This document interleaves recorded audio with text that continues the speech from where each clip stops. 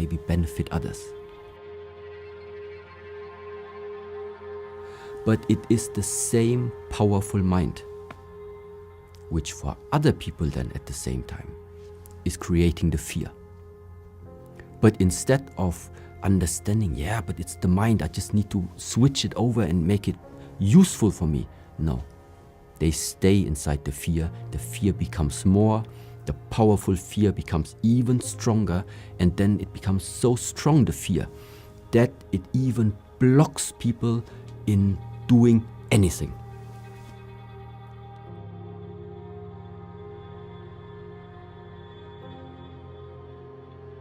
But the fear, it's a construct of the mind in the first place.